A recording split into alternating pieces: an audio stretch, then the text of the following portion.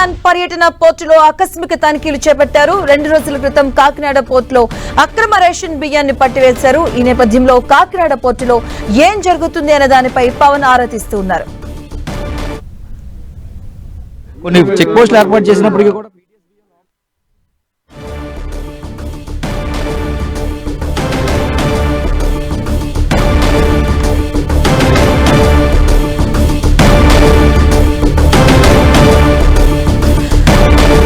AP deputy CM Pawan Kalyan కాకినాడలో పర్యటిస్తున్నారు.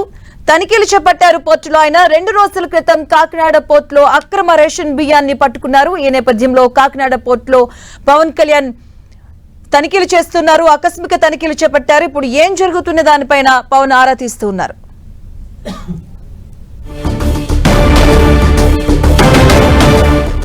ఇదే అంశానికి సంబంధించిన పూర్తి అప్డేట్స్ మా కరెస్పాండెంట్ సతీష్ అందిస్తారు. సతీష్, కాకినాడ పోర్టు పరిసర ప్రాంతంలో ఆంధ్రప్రదేశ్ డిప్యూటీ సీఎం పవన్ కళ్యాణ్ అయితే పర్యటిస్తున్నారు. ప్రస్తుతం పోర్టు కార్యకలాపాలు ఏ విధంగా కొనసాగుతున్నాయి, అయితే ఇప్పటి వరకు కూడా అధికారులు సీజ్ చేసిన అక్రమ రేషన్ బియ్యాన్ని అయితే మాత్రం గుర్తించారు. దాన్ని ఆ రేషన్ బియ్యాన్ని పవన్ కళ్యాణ్ అయితే మాత్రం పోర్టులో పరిశీలించారు.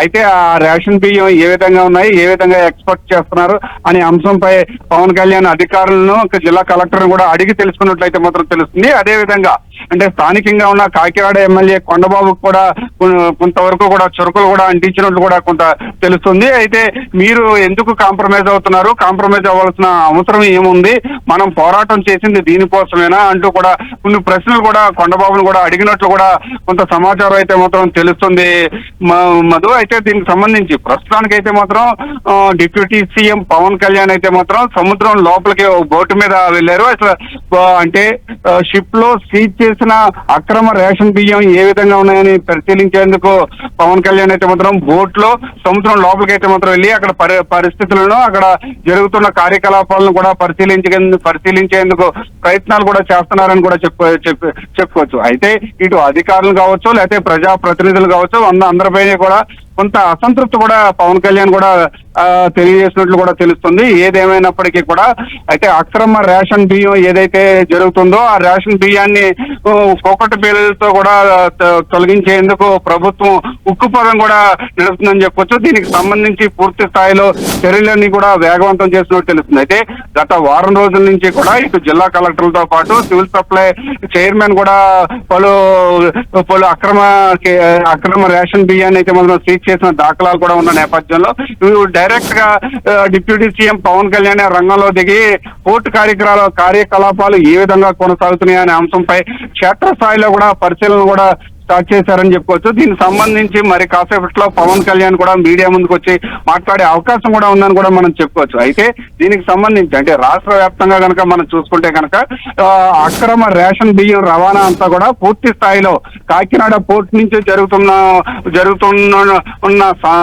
సమాచారం ఉన్న నేపథ్యంలో పూర్తి స్థాయిలో అన్ని మూలాలను కూడా కలుపుకొని ఎక్కడి నుంచి రవాణా సాగుతుంది, ఎక్కడి నుంచి దీని మూలాలు ఉన్నాయనే దానిపై పూర్తి స్థాయిలో దర్యాప్తు కూడా అధికారులు ప్రారంభించారు. అయితే పవన్ కళ్యాణ్ గతంలో కూడా చెప్పారు. అయితే ఎక్కడా కూడా అక్రమ రేషన్ బియ్యాన్ని రవాణా చేస్తే మాత్రం ఎవరిని కూడా ఎంతటి వారినైనా సరే వదిలేదు లేదని చెప్పి పవన్ కళ్యాణ్ చెప్పారు. అదే విధంగా కూడా చర్యలు కూడా తీసుకునేందుకు చర్యలు కూడా వేగవంతం చేశారని కూడా మనం చెప్పుకోవచ్చు.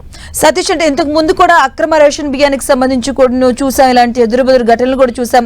ఎస్పెషల్లీ మంత్రి నాదెండ్ల కూడా దీనిపైన స్పెషల్ గా ఫోకస్ చేశారు, తనిఖీలు కూడా చేపట్టారు. అయినా కూడా ఇలాంటి ఘటనలు మళ్ళీ చూస్తున్నాం. అంటే ఇక్కడ అధికారుల నిర్లక్ష్యమా, అధికారుల సమన్వయ లోపమా, ఎలా చూడొచ్చు?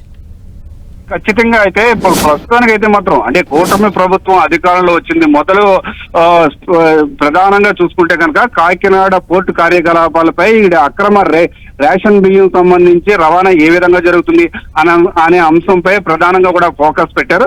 అందులో భాగంగానే ఇటీవల కాలంలో నాదెండ్ల మనోహర్ కూడా కాకినాడ పోర్టు పరిసర ప్రాంతంలో రైస్ మిల్లులు కావచ్చు, గోడౌన్లో కూడా పరిశీలించి కొన్ని వేల టన్నుల అక్రమ రేషన్ బియ్యాన్ని కూడా సీజ్ చేసి కేసులు కూడా పెట్టిన నేపథ్యం అయితే మాత్రం చూసాం. అందులో భాగంగానే అంటే గత 2 రోజుల క్రితం జిల్లా కలెక్టర్ సముద్రం మధ్యలో షిప్ లో కూడా సుమారుగా 640 టన్నుల రేషన్ బియ్యాన్ని కూడా గుర్తించి సీజ్ చేశారు. అందులో భాగంగానే పూర్తి స్థాయిలో చర్యలు అయితే మాత్రం తీసుకున్నారు. దీనికి